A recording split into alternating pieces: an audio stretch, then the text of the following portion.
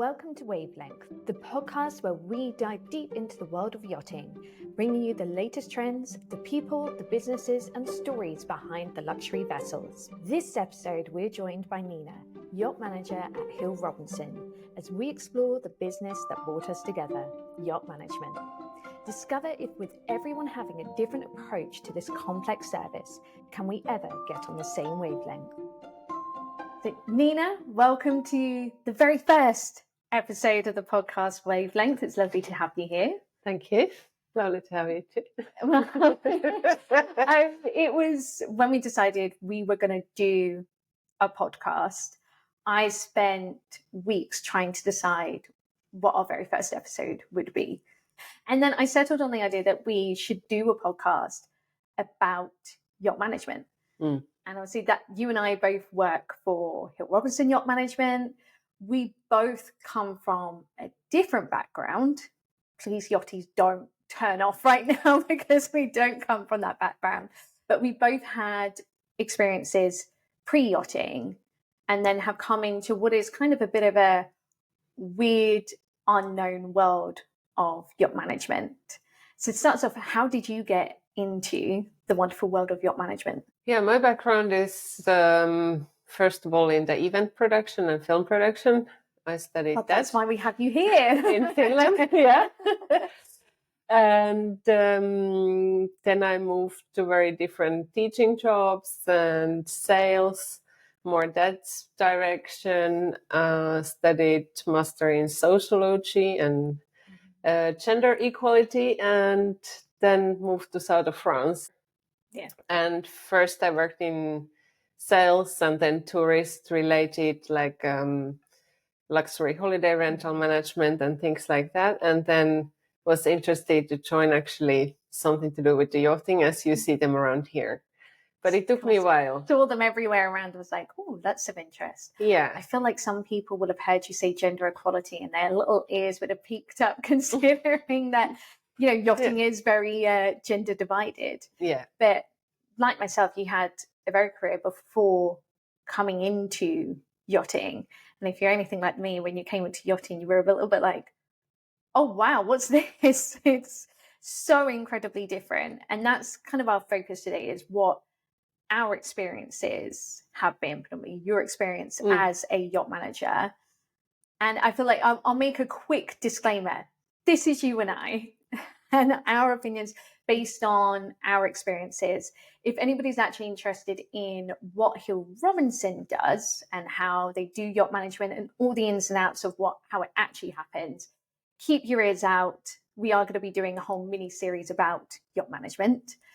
But for now, what was your impression of yacht management before you joined yachting? Did you even know what it was?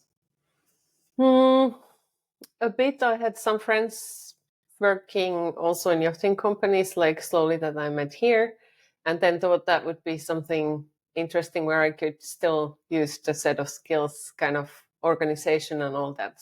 That side of it kind of interested me. But it took me a while I did some interviews in different companies, but they're always looking for accountants, and I felt like that was not really maybe my, specialty. But in the end, after various meetings with different companies, I still ended up, my first yacht management company was actually, I was doing a lot of accounting. And I did accounting and all this charter accounts for 3.5 years. And accounting is it is a big thing within yacht management, because one of the things that owners expect you to do is keep an eye on the budget and control the budget and the crew salaries and everything else. I think it's always going to be a part of yacht management, is paying attention to the money side of it. Yeah. And actually it has helped me a lot in this current role, what I did previously. And it's good exercise for anyone. But I think first I was looking more at this kind of yacht manager role, but you need to understand first what is the business, what is your thing before you can. Because yacht management, it's been around for quite a few years now. We think Hill Robinson started, 25 years ago. Before that point, it was maybe not known quite so much, and it's definitely progressed since then. So it used to be something, this little extra service on top of your charter, and now it's become like its own competitive business. But it seems to me that no company runs yacht management the same as another company. Like, you've worked in yacht management in two different companies. Would you say they were different? Yeah, I think I can't compare only those two, but what I heard also compared the other ones, each one seems to be very, very different. Like, there's, depending the packages they're offering and all that. So I think what makes difference, we really, as this yacht manager role, is like kind of overseeing and building a team, and then working with the team for dedicated yacht. That's kind of specialty what we offer that I haven't seen elsewhere. Often this kind of like yacht manager role doesn't always even exist. It's maybe head of yacht management who does that, but then of course has bit less time, for example, to just talk with captain. Like, we do it daily and many times a day, and yeah. I think there's no real definition of yacht management. Like, Hill Robinson will have his definition, and then other yacht management companies will have theirs. There's never been like, okay, this is the box of yacht management, and this is what everybody has to do inside of that box. We're all approaching it in a different way, which I think maybe is why some people don't understand what yacht management is, because we're all doing it differently. Yeah. And maybe that's a good thing, because everybody gets a choice then of how they want their yacht managed. But I definitely think it causes confusion. Nobody really knows how to define yacht management. If you had to define yacht management right now, what would you say it was? The managers for owner is something that, we offer this complete package of taking care of their assets, so that it runs the best possible way. It costs them, like, they get worth for their money, that they all the money they spend is spent wisely, and that they have best possible crew, best possible experience with the money they want to put in. Then of course that's always negotiated, that how much the owners want to put in, and some want to put a lot of money to get best and best of best, and some want to put a little less, and we can all adapt on that, their wishes. But mostly it's like, I think it's to offer this safety as well, that they feel that the asset is taken care of well. It's an expensive one, so that it's safe, it's insured correctly, whatever, like, we are thinking what can happen to it, and prevent accidents, prevent any problems, prevent, so that's like, you've got like millions of dollars floating on the water, you want to make sure it's protected. Yes, plus then offer them best possible experience on board, of course, with the pleasant crew who's also feeling motivated and is treated in a correct way, so that they're also there to, with kind of like with full heart, to offer the best experience as well, not just because they didn't find anything else to do, kind of attitude. Yeah. I mean, you touched upon it there. It's like being the negotiator in the middle of this, and what an owner is willing to put into that investment. So it's being that negotiator between the owner and the captain and the crew. And how difficult sometimes is it to be that middleman almost? Yeah, it can be very tricky, because you have all kind of profiles, of course, that we have to deal with, and then or are dealing with, and with even, of course, with pleasure, but like the combined interest of the owner, captain, and the crew in the package that pleases, always suitable for everyone. It's always kind of puzzle. You try to please everyone in a certain way, but sometimes, of course, it's in kind of way everyone has to do some compromises at some point. It's always like that. But yeah, we try to kind of make the puzzle to work for each part, and then that, you know, owner is happy with what they're spending, what is the setup there. Also, the crew has decent conditions for working and living on board. And then, you know, you try to always kind of negotiate what's the way forward, what's the best things. Also to think longevity, the best for the owner is that the crew stays long possible on board, and we have knowledge that doesn't disappear, and all the time there's crew changes. So it's also their interest to have a longevity on board.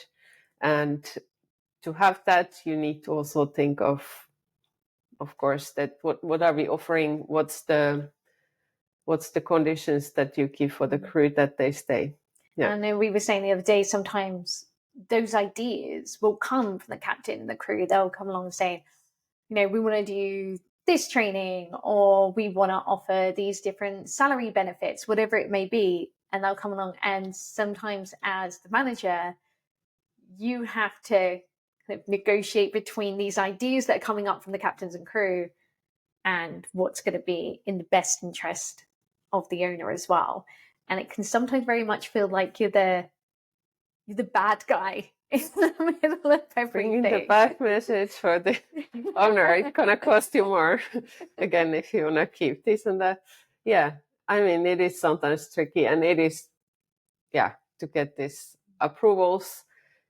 Sometimes I feel like, yeah, captain definitely has point there, or crew, this thing is good idea or should be presented. Sometimes it's more delicate. You feel like, okay, they just got this other new thing or that new thing. Maybe now to ask one more benefit is delicate, or it's a bit too much. Let's wait a bit or look at it next year. I don't like to say no, it's bad idea or something, because I think, you know, I'm there to listen what their ideas and wishes are, and then punch back, you know, ideas, and definitely not to just say that right away no, but I think often we need to negotiate together, also discuss together what are the new things we would like to do this year, or what's been the situation after certain events, for example, and then we look at that. I think that's the thing. We would love to turn around and say, yes, have everything. But unfortunately, somebody is fitting that bill.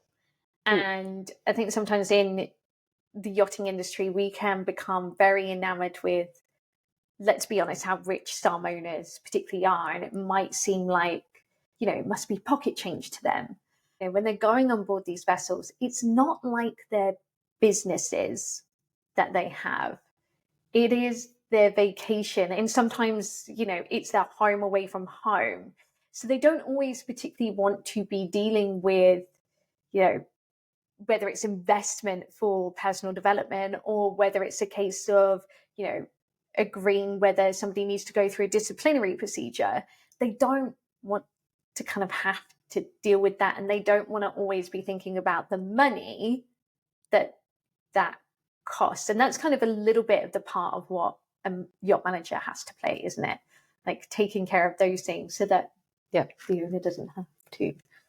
And it's interesting, like, also some owners want to be involved a lot, or owners' offices, about all these issues, and then we need to kind of keep them updated or get approved certain things. But sometimes it depends always of the setup, but sometimes we need to get more owners' offices involved, or the owners. And okay, that's fine if that's their setup, but sometimes feel like we could also just have them to enjoy the yacht, and that's all, and not to think of all this at all, which is also what we have with certain owners, so they don't get involved at all. I mean, I quite often go to conferences, especially around crew retention and crew welfare and things, and I have so often heard the comment that management need to do more. And sometimes, you know, you could say yes, maybe, but I think also sometimes people don't understand that management can't do everything, because we're not the employment company, we're not the owner, we're not on board either, we are management. Like, how does it make you feel when you hear people constantly say, well, management need to do more? Yeah, I feel already that maybe these people don't know what we are doing already, like how much work we actually do for each vessel every day, what work is behind already. But yeah, because to take care of like all the expenditure, all the crew contracts, all their ISM, then the certification, the expenditure, the budgets, the permissions of cruising in certain areas, the fiscal issues, everything, it just quite much, plus all the accidents and insurance claims and what else is involved. So to have, it's a lot of work actually involved every day. And then of course all the grievance procedures or whatever happens on board. So there is a lot, and we try to do maximum we can. At least I try as a manager of my vessels, always trying to find the best solutions in each situation.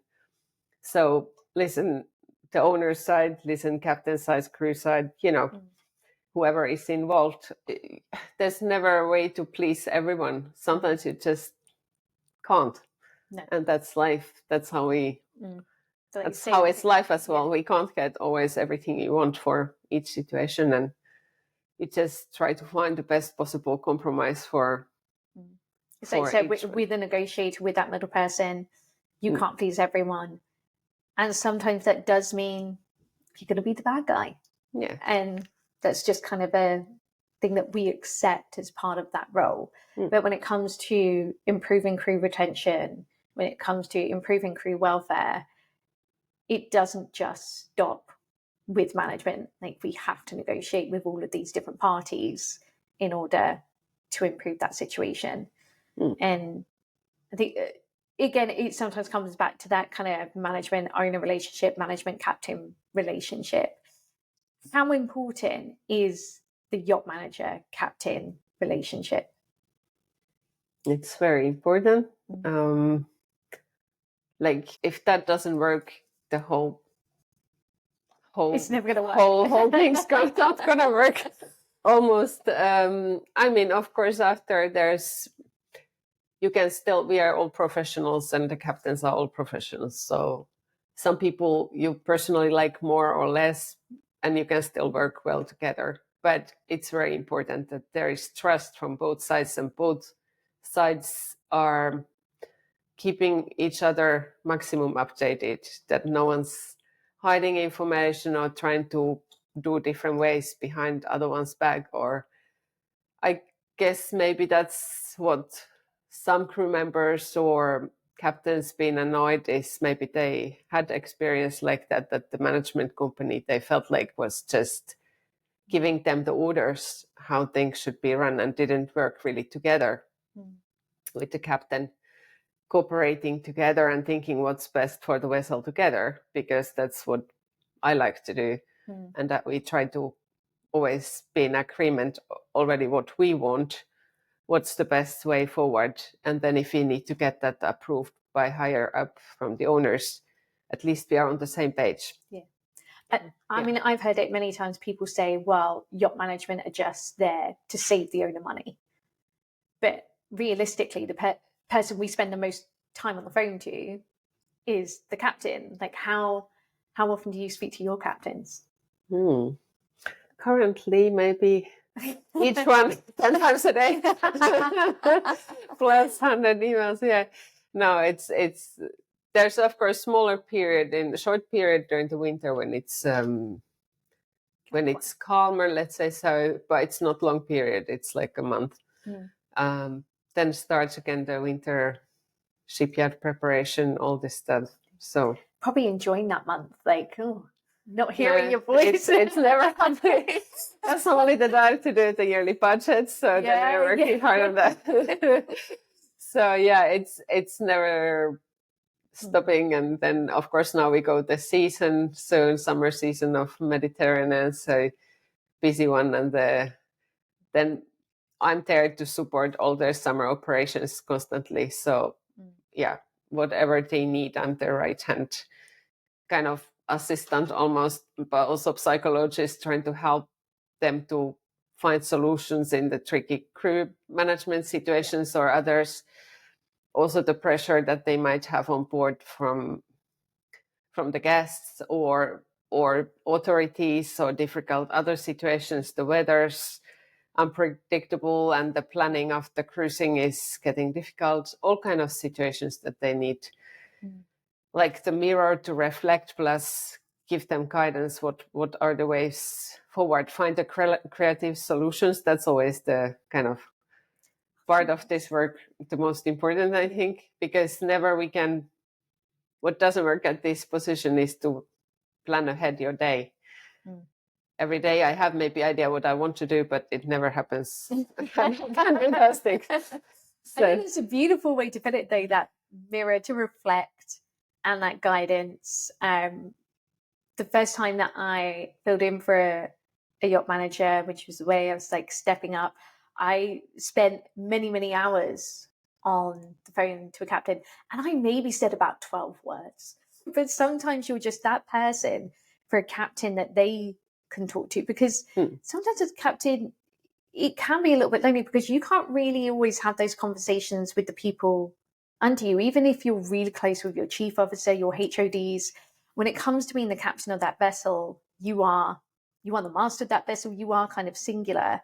Actually, having a yacht manager that you can call, even if you're just calling and you figure out the answer yourself, it's a really valuable thing to have. Kind of someone who listens and who still understands the position. It is lonely position often, and a lot of responsibility, but very kind of a lot of load put on one person.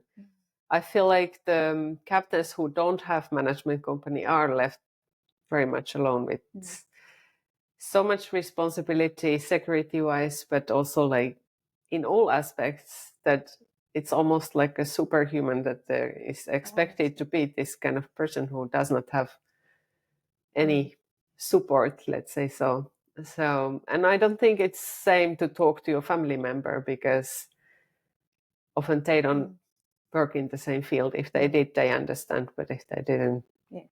And it's so hard for captains. People will hear this, hopefully if you keep listening to this podcast, you'll hear us say this time and again, because I think it's a general thing we all say, is that as a captain, you are not just a captain, you are the CEO of a mini business, and you are responsible for everything from budgets provisioning to also that crew management, that personal HR management as well. And yet you go through that training, you go and get your tickets. Most of the stuff that you do for your tickets is going to be safety, navigation related. But ultimately, you're not being trained to run a business and to manage all the people who are within it. You've been trained to be a captain, but then you also have to do all of that work as well. So having somebody else who you can kind of work these things through and maybe does have experience with, people management, etc., can be really valuable. And I feel like, it might have, I feel like the younger generation of captains have more understood this, that it's a lot about people management. And I think there's much more talk about it. But before, it was very much, industry changed a lot in the past 20 years as well. But now it's clearly that the crew management, the people management is the very important part of the captain's job.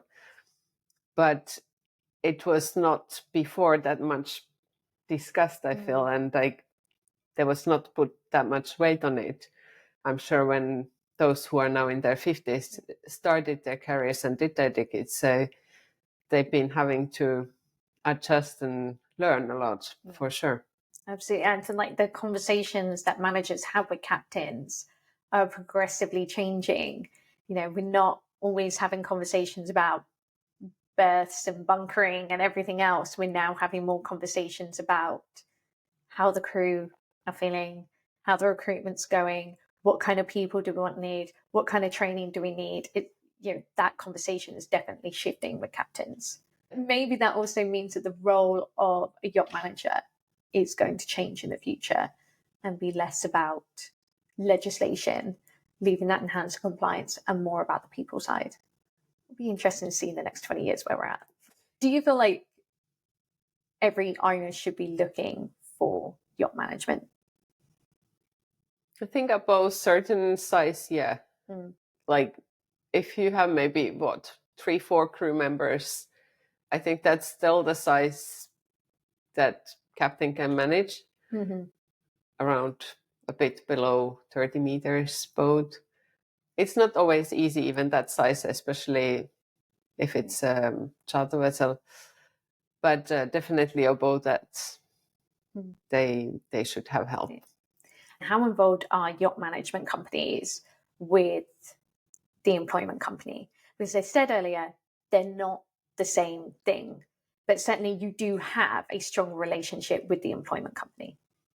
Yeah, of course, that's where we inform them who's joining. So then they are there to issue the contracts and give all the advices in the case of someone's contract is terminated, and see all this according to the law, take care of the payments monthly. But I'm the one taking care of them. They get the money.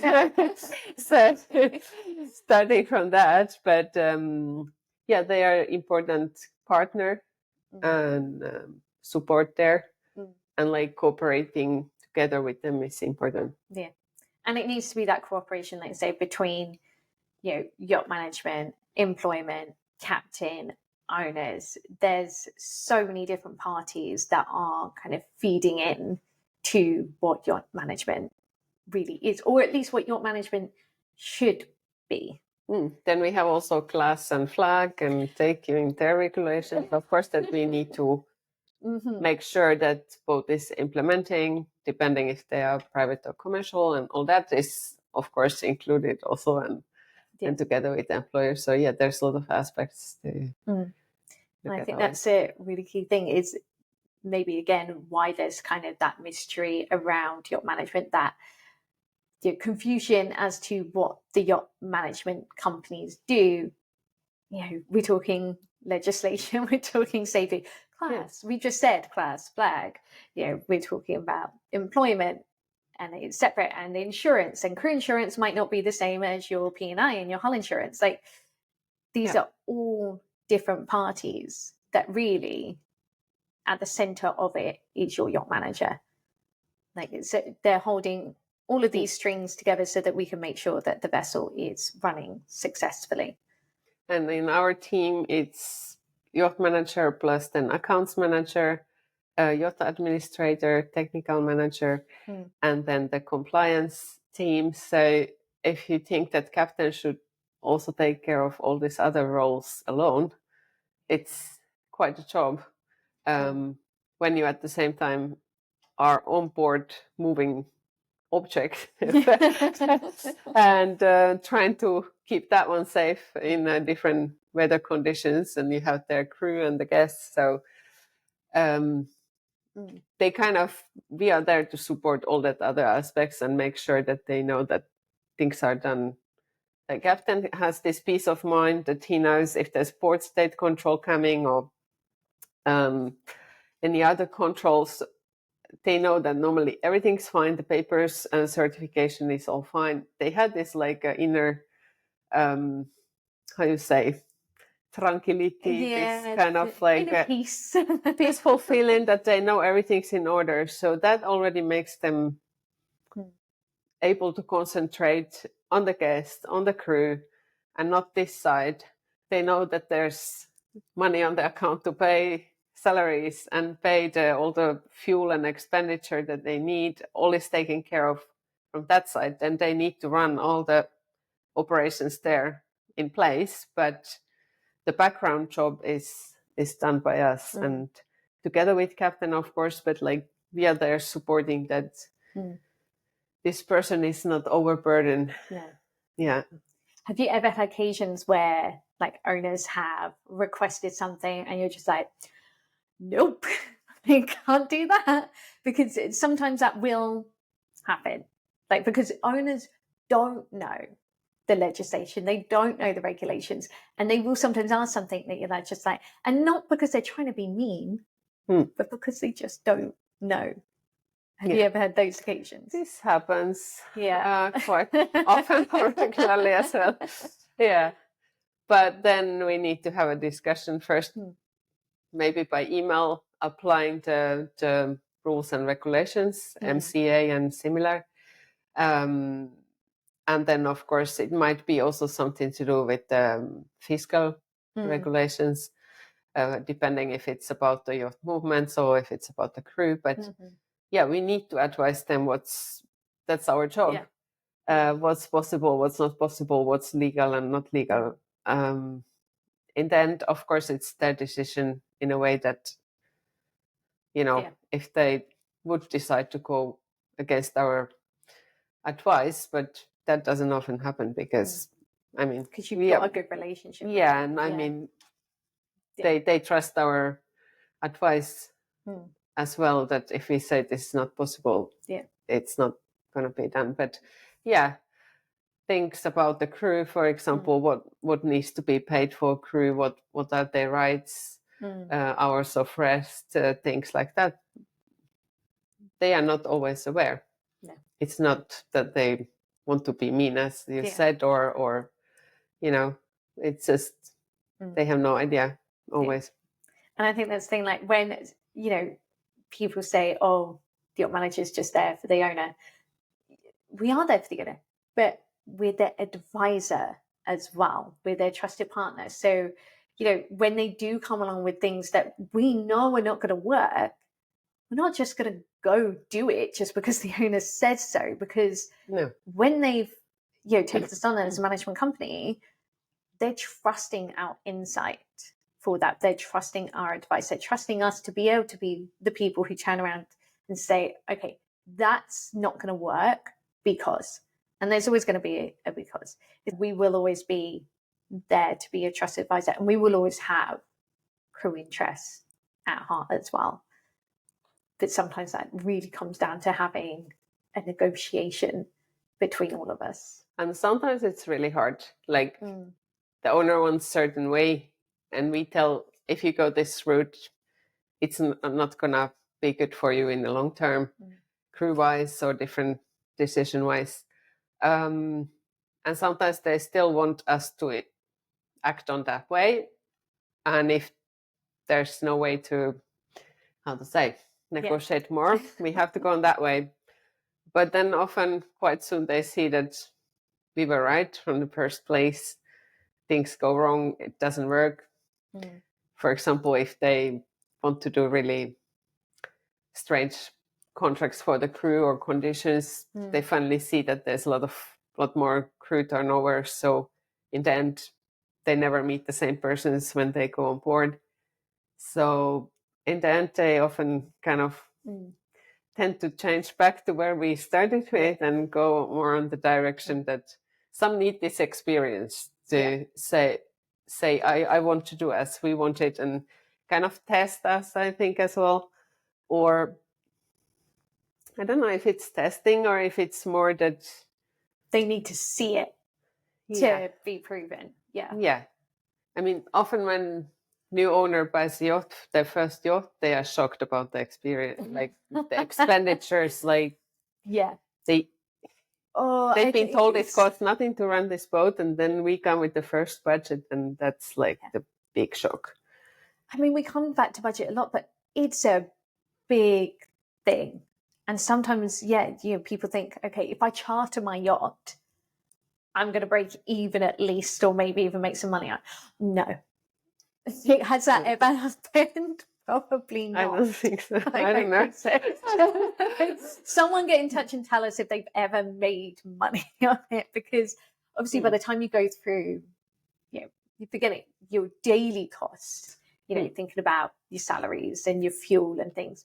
Add in your maintenance costs. Like as soon as that boat hits the water for the very first time, you are losing money. And it's like when a car goes through an MOT, your MOT is only valid at that point.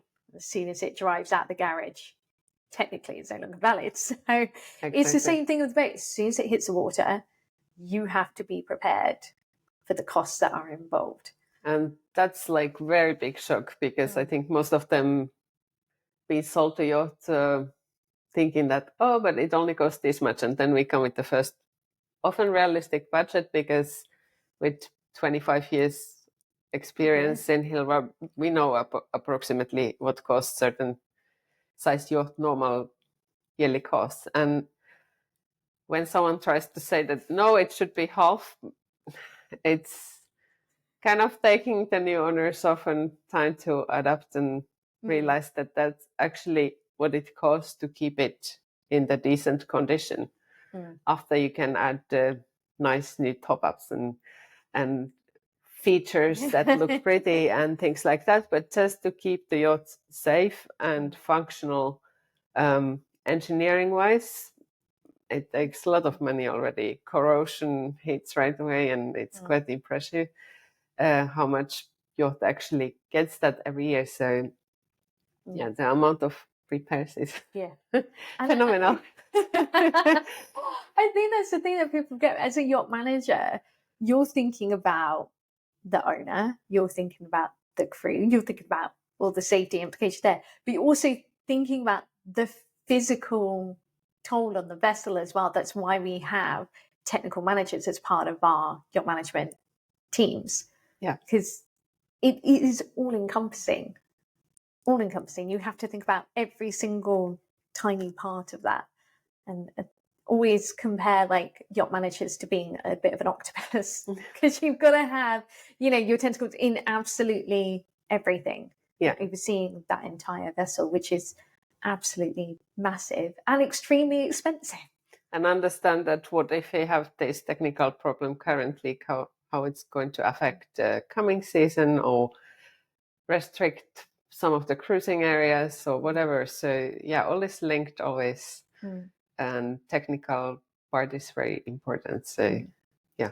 What would you say is the hardest thing for you as a yacht manager? Would you find the most challenging? Yeah, sometimes you find that I've tried everything possible to keep some crew member on board.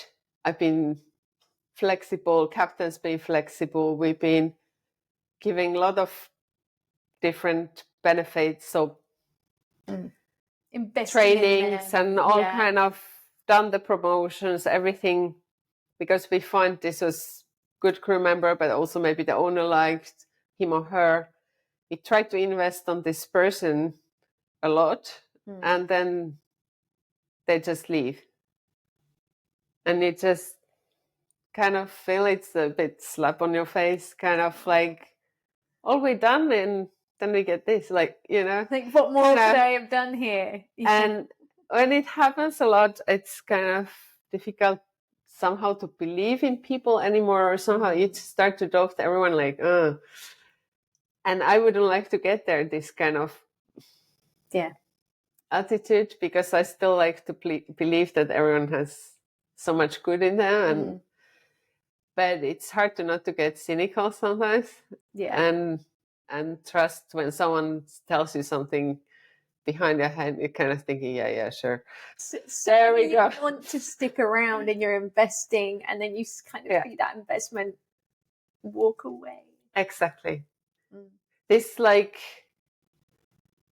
constant disappointments kind of coming, but it's in all the fronts every day. And like, then somehow try to still keep positive. I think maybe that's the hardest part, but then at the same time, there's a lot of good stuff happening as well. So, but yeah, this constant like difficulties, sometimes you feel like, oh, again, that engine broke, and that boat hit the stone. But I mean, that's why we are here. We wouldn't have a job if the problems if everything worked continuously. We wouldn't be around. We wouldn't be here. So actually, when you understand that that's just our job is to solve all these problems, that's why we are here for, then you kind of take different attitude. But sometimes it's hard. I think the people part is the hardest, that you trusted someone, you felt like we had good connection, captain had good connection with this person, we invested all this, and then boom. Yeah. But it's human life. As we try to tell, the owners might be very disappointed as well in these situations, and it's hard to explain them why this happened. And you can't help but take it a little bit personally, not personally to yourself, but you get really attached to your yachts, your captains, your owners. It's one of your little worlds that you're part of. So when somebody kind of walks away and you've done this investment, you do get a little bit like, oh, but my boat's the best boat. Yes, exactly. Why they're going away? Like, where are you going? It's amazing. Exactly. And, that's an important thing as well, because if you really are feeling that connection to that vessel, to that owner, to that captain, you're going to have all of their best interest at heart. And that's really essential. Yeah. So final little bits of advice then. If go owner and captain, so starting off with the owner, if an owner is out there looking for yacht management, what would your bit of advice to them be? Yeah, maybe to look the whole package already they are getting, what's really offered, and look at the reputation as well. Yeah, as there's a lot of, I think, different companies around, but look at the ones that are still like, how to say, most respected and yes, that have the long experience, because it's not like you can just start it out of nowhere. Of course, yeah.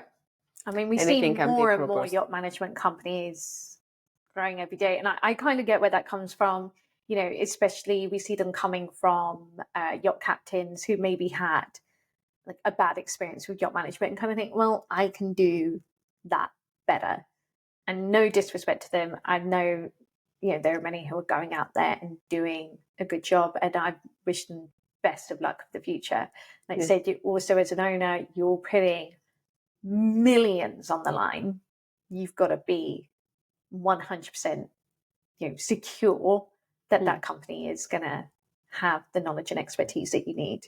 Exactly, because if they don't, it's like if you haven't paid VAT on hull and you do a mistake with that cruising restrictions, you are looking to maybe pay for certain state tax. Yeah, absolutely. Millions. So same with the insurance cases. So you need to be sure that the one you're choosing is, I would say, speak to your friends, speak to your surroundings, but also meet the company you are thinking to take and look their background, how long they've been doing this job, how professional how long they've been in this field. Yeah. Meeting them face to face, I think, is key, because that's a relationship you're building. You're not just hiring a company, you're building a relationship. And what about captains then? If there's captains out there right now who are maybe listening thinking, well, I don't get on with my yacht management, like whether it's in my yacht manager personally or my yacht management company, I've not spoken to them, or when I do speak, it's always difficult. What would your advice to them be? Yeah, good question. Because in a way, management companies should be talking to the management company first and say that our relationship is not working, right? Yeah. And good management company would come with different solutions to try to make the communication better, make the situation better, right?